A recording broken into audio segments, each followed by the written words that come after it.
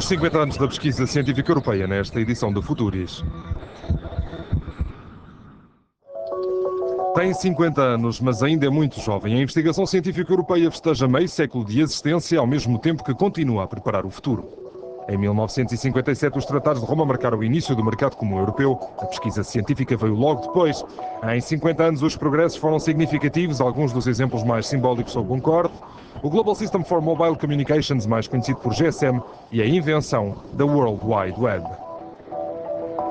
A Europa cresceu com a pesquisa e vice-versa. Até 2013, o orçamento para a ciência é de cerca de 50 mil milhões de euros, mas ainda há muito para fazer. E tanto em Paris como um pouco por todo lado, os futuros cientistas estão conscientes desta realidade.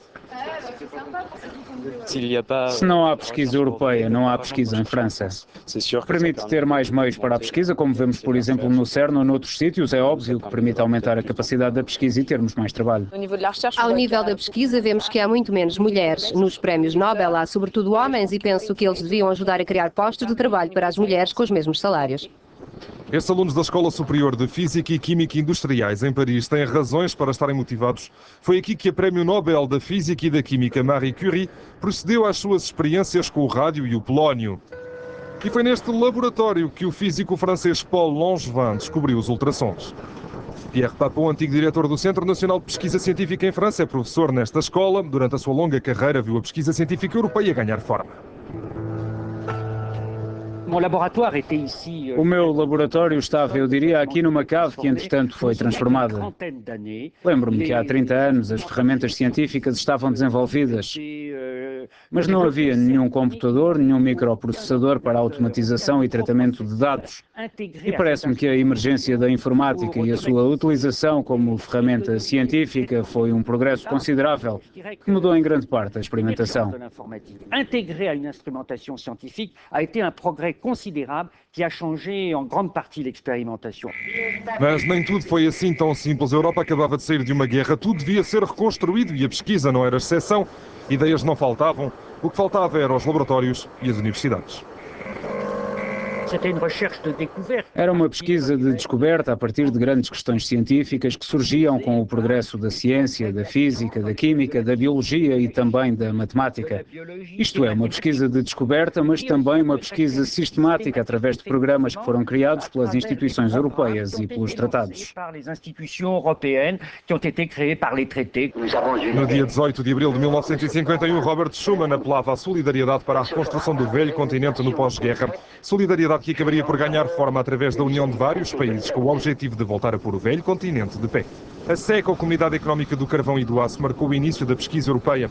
A organização permitiu à França, Alemanha, Itália e países da Benelux a livre circulação destas duas matérias-primas.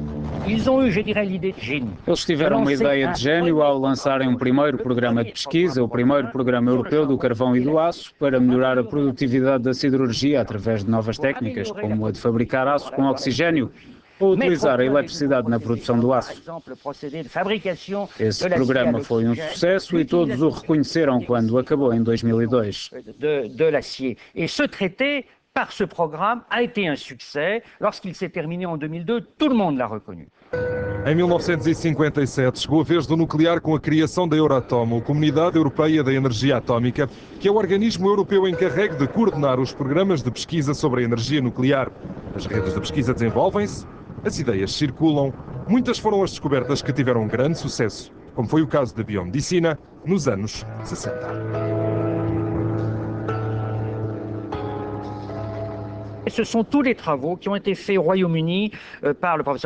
Foi todo o trabalho realizado pelo professor Mansfield no campo da ressonância magnética, que também chamamos de tomografia computurizada, que permite nos dias de hoje não apenas realizar trabalhos de pesquisa em laboratório, mas também fazer diagnósticos médicos para se encontrarem tumores, por muito pequenos que sejam, no cérebro. Même fut-elle très petite dans le cerveau, et donc c'est devenu aujourd'hui un outil de diagnostic.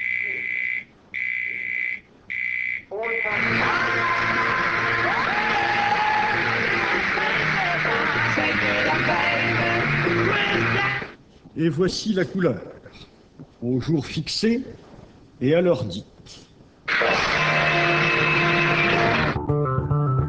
Nos anos 70, a Europa parte à conquista do espaço com a criação da Agência Espacial Europeia. Nos anos 80, regressa à Terra com o Sistema Global para as Comunicações Móveis, ou GSM, que tornou o mundo das comunicações num universo nómada, atualmente com mais de 2 mil milhões de utilizadores no mundo inteiro. Alguns anos mais tarde, chegou a World Wide Web, ou melhor, a possibilidade de aceder a quase todas as informações do mundo através de um simples clique no computador. O pai da WWW é Tim Berners-Lee. A invenção do físico inglês foi realizada em Genebra, no CERN, a Organização Europeia para a Investigação Nuclear, um dos símbolos da pesquisa europeia. James Gillis testemunhou este momento histórico. Aqui atrás está o computador que o Tim Berners-Lee utilizou em 1990 para escrever o programa básico da World Wide Web. É engraçado porque poucas pessoas perceberam o que ele estava a tentar dizer. Foi em março de 89 que ele fez a primeira proposta chamada Gestão de Informação, uma proposta. E na capa pôs uma série de círculos, caixas, pontos, todos unidos uns aos outros. É um documento pequeno e o chefe do time na altura escreveu na capa, vago, mas excitante. A World Wide Web encontrou no CERN o seu habitat natural. 53 anos de existência, 7 mil cientistas provenientes dos 4 cantos do planeta e descobertas que mudaram o mundo. Entre as pesquisas atuais mais importantes do centro encontra-se o mistério da antimatéria e do Big Bang. Um mistério que o físico John Ellis tenta desvendar desde 1973. A ciência avança através do diálogo entre teóricos como eu e experiências. Creio que uma das coisas que aprendi aqui foi como falar com os experimentalistas, como os ouvir e como trabalhar em conjunto. Por vezes é preciso uma certa adaptação dos dois lados que eu considero ser muito interessante e gratificante. Lembro-me de uma vez em que estava a trabalhar com um jovem cientista russo e a sua maneira de analisar um problema era como se estivesse a jogar xadrez. Ele analisava as várias possibilidades para determinar as suas consequências. Ajudou-me muito.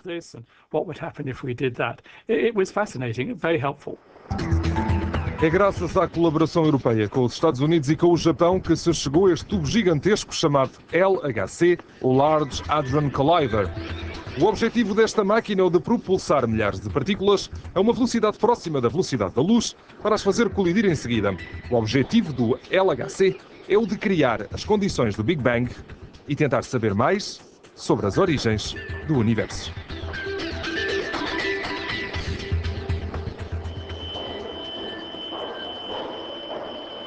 O que esperamos aqui é encontrar uma partícula que seja responsável por dar massa a outras partículas. E se descobrirmos isso, podemos completar o modelo. Mas talvez haja outro modelo mais válido e, nesse caso, encontraríamos muitas mais partículas que nos abririam um novo campo. Para Giovanna, a experiência de trabalhar no CERN é única. Há 36 nações a trabalhar em conjunto, pessoas do mundo inteiro, o que é muito excitante. Depois aqui há peritos em todos os domínios, podemos ir ter com eles, bater à porta, entrar e perguntar algo sobre as suas especializações. Eles são extremamente abertos. Para que os jovens cientistas como Giovanna tenham um futuro, a pesquisa científica europeia tem que despertar. É o que tenta fazer o Conselho Europeu de Pesquisa, que conta com um orçamento de 7,5 mil milhões de euros até 2013 para este tipo de pesquisa. Na sede, em Bruxelas, o presidente do organismo, o professor Fotis Kafatos, reúne-se com os outros cientistas europeus. A missão do ERC, como lhe chamamos, é promover a pesquisa de qualidade em todos os domínios. O único critério é a excelência, não apenas para termos algo em retorno, nem para compartimentar os esforços nacionais. Queremos concentrar-nos nas oportunidades de topo de pesquisa para a Europa.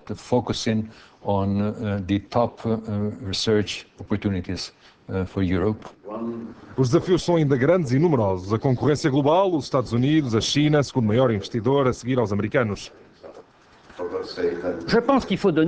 Quero lançar um alerta. Os Estados Unidos gastaram em 2006 cerca de 100 mil milhões de dólares a mais nas pesquisas, fundamental, aplicada e industrial.